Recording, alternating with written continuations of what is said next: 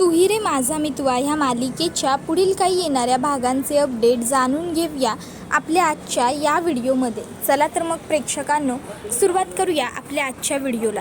तर इथे आपण पाहणार आहोत की आता कशा पद्धतीने इथे ईश्वरी आणि अर्णवचा जीव वाचवणाऱ्या रमाकांतचा जीव धोक्यात जाताच अर्णवला मुलाच्या कर्तव्याची जाण येणार आणि बापाची मायासुद्धा. आता नेमकं काय आणि कसं घडतं ह्या सर्व गोष्टींचे अपडेट आपल्या ह्या व्हिडिओमध्ये अगदी सविस्तर पाहूया.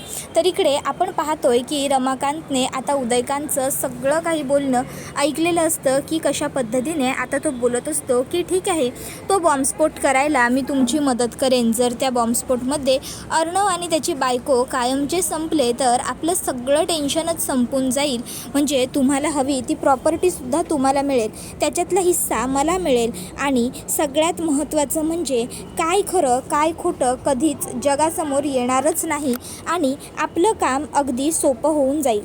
आपल्याला जे हवं ते सगळं सहज साध्य करता येईल आणि त्यासाठी आता सगळ्यात उत्तम पर्याय हाच आहे की तो म्हणजे मी तुम्हाला मदत करणे. ठीक आहे, येतो स्पर्धेच्या ठिकाणी मी सुद्धा येतो. आता रमाकांत हे सगळं ऐकतो आणि ठरवतो की नाही, काहीही झालं तरी मी माझ्या चिंटूला आणि ईश्वरीला काही होऊ देणार नाही. मी चिंटूला आणि ईश्वरीला वाचवण्यासाठी काहीही करेन, पण सगळ्यात आधी मला इकडनं सुटावं लागेल, मला इकडनं बाहेर पडावं लागेल. पण मी ते कसं करू, काय करू, इकडनं बाहेर पडू तरी कसा? ह्या उदयकांतने माझ्यावरती अगदी बारीक लक्ष ठेवलेलं आहे. उद्या मला काहीतरी अशी चाल करावी लागेल की ज्यानंतर उदयकांतलाही कळणार नाही मी इकडनं बाहेर पडलो आहे ते. पण काय करू असा विचार रमाकांत बराच वेळ करतो. त्यानंतर मग आता तो असं दाखवतो उदयकांत दुसऱ्या दिवशी निघताना की तो आधीच बेशुद्ध आहे आणि मग उदयकांत विचार करतो की हा बेशुद्धच आहे, याला आणखीन कुठे बेशुद्ध करू, आणि मग तो रमाकांतला काही न करता तिकडनं निघून जातो. उदयकांत तिकडनं बाहेर पडल्यावर रमाकांत स्वतःला सोडवून घेतो आणि बाहेर पडतो. तर तोपर्यंत ईश्वरी, अर्णव, आकाश, नम्रता हे सगळेजण स्पर्धेच्या ठिकाणीच असतात.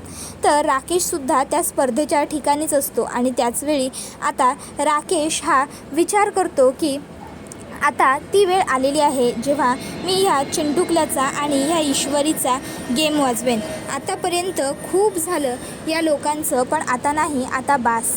आता सर्व काही कायमचं संपवण्याची वेळ आलेली आहे आणि आता मी ते संपवणारच. आणि मग आता जो राकेश असतो तो आता जातो आणि थेट आता तिथे बॉम्ब जिथे सेट करायचा असतो तिथे सेट करतो. इतक्यात तिकडे एक हवालदार साहेब येतात, जे राकेशला विचारतात की तुम्ही इथे काय करताय, तुझं काय काम आहे इकडे?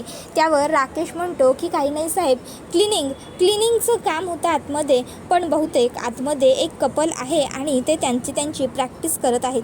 उगाच प्रॅक्टिस करताना कशाला त्यांना डिस्टर्ब करायचं असा विचार केला, म्हणून पुन्हा माघारी फिरून चाललो होतो. जर तुम्ही म्हणत असाल तर मी जातो आतमध्ये आणि मी करतो क्लिनिंग. तुमच्या म्हणण्यावर आहे साहेब, शेवटी तुम्ही म्हणाल तसं. आता एवढं त्या हवालदाराला राकेश साहेब करतो.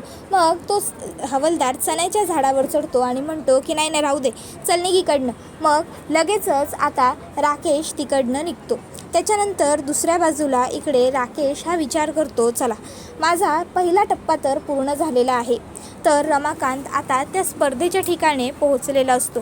आता तो विचार करतो की मला एवढ्या मोठ्या या बिल्डिंगमध्ये तो बॉम्ब नेमका कुठे ठेवला या लोकांनी ते शोधून काढावं लागेल. चिंटूला आणि ईश्वरीला वाचवायचं असेल तर हे सगळं करावं लागेल मला. काहीही करून शोधून काढण्याशिवाय गत्यंतर नाही. आणि मग रमाकांत शोधाशोध करायला सुरुवात करतो. आता तो शोधाशोध ज्यावेळी करत असतो त्यावेळी आता त्याला एका ठिकाणी टिक आवाज येत असलेला एक खोका सापडतो. आता तो विचार करतो हाच तो बॉम्ब आहे कदाचित. आणि मग आता तो विचार करतो, पण मी हे कसं बिघडवू शकतो, काहीतरी करावं लागेलच. मग रमाकांत ठरवतो की आपण हा बॉक्स उघडायचा, जे होईल ते होईल, आपल्या मुलांच्या जीवाचा प्रश्न आहे. जर वाचले तर सगळे, गेले तर सगळे. आणि मग रमाकांत आता तो बॉक्स उघडतो. देवाच्या दयेने आणखीन 5 मिनटं बाकी असतात बॉम्ब फुटायला. रमाकांत विचार करतो, काय करू, कसं हे सगळं मी डिफ्यूज करू. मग रमाकांत ठरवतो की मी या सर्व वायरीच कापून टाकतो आणि मग रमाकांत आता त्या बॉम्बच्या वायर कापायला सुरुवात करतो. आता त्या वायर जेव्हा तो कापतो त्याच्यामधून काही गॅस बाहेर येतात, ज्यामुळे रमाकांतला त्रास होतो. रमाकांतचे हातसुद्धा पोळले जातात, पण तरीही रमाकांत मागे हटत नाही. तो ते सर्व डिफ्यूज करतो. आता ते डिफ्यूज करताना शेवटची वायर जेव्हा तो ती कापतो ना, तेव्हा त्याच्या हातून एक चुकीचा एक अलार्म सेट असतो, तिथेसुद्धा क्लिक होतं आणि त्यामुळे तो बॉम्ब फुटतो. पण तो बॉम्ब छोट्या प्रमाणावरती फुटतो आणि त्यामुळे मग फार काही कोणाला इजा झालेली नसते. फक्त तिथे असलेल्या रमाकांतला मात्र भरपूर त्रास झालेला असतो. त्याला भरपूर इजा झालेली असते. म्हणजे त्याला इतकी इजा झालेली असते की जवळपास पूर्ण म्हणजे त्याच्या डोक्यापर्यंत तो धूर गेलेला असतो, नाकातोंडात गेलेला असतो. आता हा जो बॉम्ब फुटतो याचा आवाज तर इकडे सगळ्यांनाच आलेला असतो. मग तो आवाज आल्यानंतर इकडे लगेचच ईश्वरी, अर्णव आणि इतर सगळे स्पर्धक म्हणतात की कसला तरी खूप मोठ्याने आवाज आला या बिल्डिंगमध्येच. त्यावेळी मग सगळेच जण तिकडे जाऊन बघायचा निश्चय करतात. आता जेव्हा तिकडे जाऊन बघतात तेव्हा तिकडे खूप जास्त गर्दी असते. आता एवढी गर्दी असते आणि कोणीतरी माणूस खाली पडलेला असतो, हे अर्णवला लांबूनच ऐकू येतं. अर्णव हा सुद्धा मग बघायला जरा पुढे जातो की कोण माणूस आहे बिचारा पडलेला. त्यावेळी आता त्याला दिसतं की ती व्यक्ती दुसरी तिसरी कोणी नसून त्याचे स्वतःचे वडील आहेत. आता स्वतःच्या वडिलांना तिथे बघून मग मात्र अर्णवच्या पायाखालची जमीन सरकते. तो मोठ्याने ओरडतो, बाबा.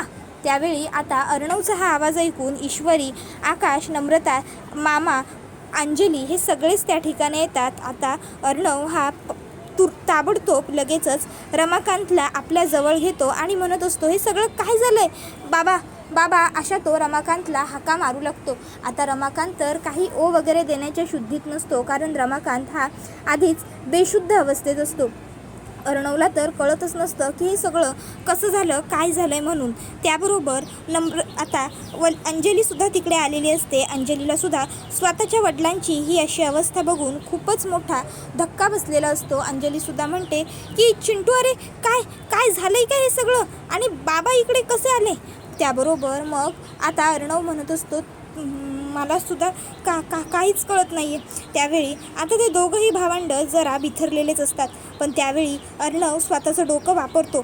तो असा घाबरून न बसता पटकन म्हणतो, ॲम्ब्युलन्सला बोलवा प्लीज, रस्ता सोडा. आणि मग अर्णव पटकन रमाकांतला घेऊन बाहेर येतो आणि मग ते लोक रमाकांतला गाडीमध्ये घेतात. आता अर्णवला खूप जास्त म्हणजे भीती वाटलेली असते या सर्व प्रकरणामुळे. त्यामुळे मग अर्णव हा आता घाबरतो. तर ईश्वरी आकाशला म्हणते, आकाश भाऊजी ड्रायव्हिंग तुम्ही करा.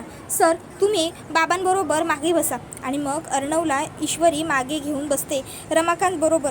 ते कंटिन्यू दोघंजण नवरा बायको रमाकांतला हाका मारण्याचा प्रयत्न करत असतात, जेणेकरून रमाकांत शुद्धीवरती यावा. रमाकांतने काहीतरी हालचाल करावी, काहीतरी बोलावं, पण रमाकांत पूर्णपणे बेशुद्ध असतो. अर्णवला खूप टेन्शन आलेलं असतं, तो रडत असतो. त्यावेळी ईश्वरी त्याला सांगते की अहो काळजी नका करू, बाबांना काहीही होणार नाही आहे, ते लवकरच बरे होतील, माझा विश्वास आहे. आणि तुम्ही ऐका माझं, तुम्ही जर असे खचून गेलात ना तर मग मात्र सगळंच कोळमडून जाईल. तुम्ही थोडे वेळ जरा शांत राहा, जरा धीर धरा आणि माझ्यावर विश्वासही ठेवा. काहीही चुकीचं होणार नाही आहे बाबांच्या बरोबर. अहो आजपर्यंत त्यांनी इतकी देवाची मनोभावी सेवा केलेली आहे, मग देवसुद्धा आज त्यांच्याबरोबर थांबणारच ना. त्यावेळी अर्णव म्हणत असतो, हे सगळं का होऊन बसलं आणि का, कशासाठी, काय झालं हे सगळं, कोणी केलं हे सगळं, काय मिळालं कोणाला माझ्या वडिलांच्या जीवावर उठून. त्यावेळी मग ईश्वरी म्हणते, सर शांत व्हा बरं तुम्ही. त्यावर अर्णव म्हणतो, मला सतत एकच प्रश्न त्रास देत आहे की त्या बिल्डिंगमध्ये तो बॉम्ब आलाच कुठून, आला कसा, आणि ते तिथे बॉम्ब आहे हे बाबांना कळलं कसं, बाबा तिकडे गेलेच का, बाबांनी आपल्याला कोणाला का हाक नाही मारली, कॉल नाही केले, मला काहीच कळत नाही आहे. माझ्या मनात ना फक्त प्रश्नांचं काहूर माजलं आहे, फक्त प्रश्नच प्रश्न आहेत आणि उत्तर मात्र माझ्याकडे एकाही प्रश्नाचं नाही आहे. मला कळतच नाही आहे की मी काय करू म्हणून. त्यावेळी मग ईश्वरी म्हणते, तुम्ही शांत व्हा. अर्णव म्हणतो, मिस इंदौर मी नाही शांत राहू शकत आहे. अगं आज हे सगळं थोडक्यावरती नाही निभावलेलं, हे सगळं आपल्याला खूप महागात पडू शकतं. जर बाबांना काही झालं तर आपण काय करायचं आहे. मिस इंदौर तुला कळतं आहे ना मला काय म्हणायचं आहे ते. त्यावर इशू म्हणते, हो हो हो, तुम्हाला काय वाटतं मला कळत नसेल का, तुमची घालमेल किती होती येते, मला कळतं आहे, मला सगळं कळतं आहे, पण हे बघा, ही वेळ अशी घाबरून जाण्याची किंवा घालमेल करून घेण्याची नाही आहे. ही वेळ आपण ठामपणे उभं राहण्याची आहे. हे बघा, जे झालं आहे ते आपण बदलू तर शकत नाही आहोत ना, पण जे झालं आहे ते आपण सावरायला हवं. अर्णव सर, हे बघा, प्लीज प्लीज प्लीज मी सांगते ते ऐका प्लीज. आता तुम्ही घाबरू नका, तुम्ही धीर धरा. जर तुम्ही धीर धरलात ना तर आणि तरच फक्त अंजलीताईंनासुद्धा बरं वाटेल. नाहीतर मग अंजलीताईंनासुद्धा ह्या सर्व गोष्टींचा खूप त्रास होईल, मानसिकसुद्धा आणि शारीरिकसुद्धा. आधीच एकतर त्या राकेश प्रकरणातून त्या कुठेतरी जाऊन बाहेर पडत आहेत, त्यात आता हे सगळं म्हणजे त्यांच्यासाठी हे सगळं खूप वाईट असणार आहे. त्यात तुम्ही तरी त्यांच्यासोबत ठाम असायला हवं ना. त्यावेळी अर्णव ईश्वरीला म्हणतो मी सिंदूर, त्यावर ईशू म्हणते प्लीज स्वतःला सावरा आता. त्यावेळी अर्णव म्हणत असतो, तुला कळत नाही आहे मी सिंदूर, आजपर्यंत मी माझ्या जवळच्या सर्व वस्तू का गमावल्या आहेत. इतकी वर्ष माझे बाबासुद्धा नव्हतेच की माझ्याजवळ, गमावलं तर जमा होतो, पण आत्ता कुठेतरी जाऊन ते परत आले होते, सगळं व्यवस्थित होत होतं, तर आता हे सगळं घडलं.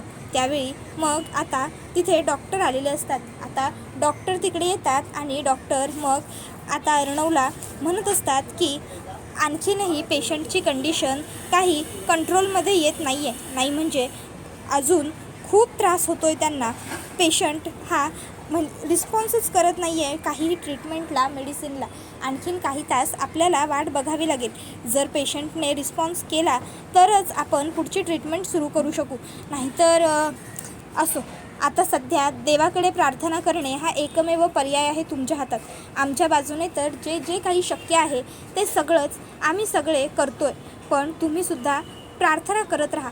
त्याबरोबर मग आता डॉक्टरांनी असं म्हटल्यावर अर्णव आणखीन कोलमडतो. त्यावेळी डॉक्टर अर्णवला सांगतात, मिस्टर राजेश शिर्के, सावरा स्वतःला. हे बघा, अशा कंडिशनमध्ये पेशंटच्या रिलेटिव्सने आधीपासूनच खूप स्ट्रॉंग व्हावं लागतं, आणि जर तुम्ही स्ट्रॉंग नाही झालात तर ऑफकोर्स पुढे सगळे डिसिजन घेणं खूप अवघड होईल तुम्हाला. आता डॉक्टरांनी एवढं चांगलं समजवल्यानंतर मग मात्र अर्णव हा स्वतःला सावरतो. डॉक्टर म्हणतात की कदाचित आपल्याला काही वेळ काहीच रिस्पॉन्स मिळाला नाही तर एखादी सर्जरी वगैरेसुद्धा करावी लागू शकते, तर त्यासाठीसुद्धा पैशांची अरेंजमेंट करून ठेवा. त्यावेळी अर्णव डॉक्टरांना सांगतो, डॉक्टर, पैशांची अजिबात काळजी करू नका, जितके पैसे लागतील तितके पैसे मी खर्च करायला तयार आहे. मला फक्त माझे वडील व्यवस्थित सुखरूप बरे झालेले हवेत, बास. त्यापेक्षा जास्त माझ्यासाठी सध्या काहीही महत्त्वाचं नाही आहे, पैसा वगैरे काहीच नाही. त्यावर डॉक्टर होकार देतात आणि तिकडनं निघून जातात. त्यावेळी मग आता इकडे अर्णव रडत असताना त्याच्या आईचा फोटो बघत असतो आणि म्हणतो, आई काय गं हे सगळं. त्यावेळी ईश्वरी त्याच्या खांद्यावर हात ठेवते. अर्णव म्हणतो, मी सिंदूर बघतेस ना, आधी आई सोडून गेली, आईसुद्धा अचानक गेली, आणि आता बाबासुद्धा असे अचानक. मी सिंदूर, अगं हे सगळं का घडतं आहे, आणि हे सगळं आमच्याच बाबतीत का घडतं आहे. मी आणि माझी ताई, आम्हाला आमच्या आईबाबांचं प्रेम कधी मिळणारच नाही आहे का. एवढी लहान वयात आम्ही आमच्या आईबाबांशिवाय मोठे झालो ना. मग आता कुठेतरी जाऊन बाबा परत आल्यामुळे ताईला बरं वाटत होतं.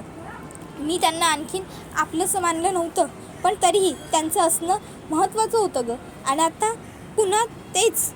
मी सिंदूर, आधी मी खूप मोठा धक्का पचवला आहे, पण आता प्लीज कुठलाही धक्का पचवण्याची ना शक्ती नाही आहे माझ्यात ताकद. पण धक्के नशीब देतच चालला आहे, नशीब एक ठिकाणी थांबतच नाही आहे हे सगळं.